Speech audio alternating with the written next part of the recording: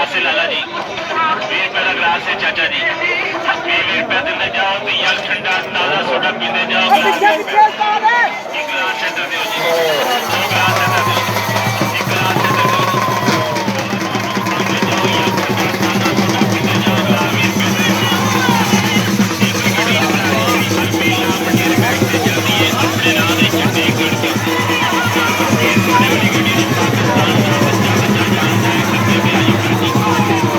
ठंडा सोडा हाथ में ना सोडा 20 रुपए दे बेकार लगते जाओ। 20 रुपए देने जाओ तो यार ठंडा सोडा पीने जाओ। ग्लास 20 रुपए तेरा बारी आ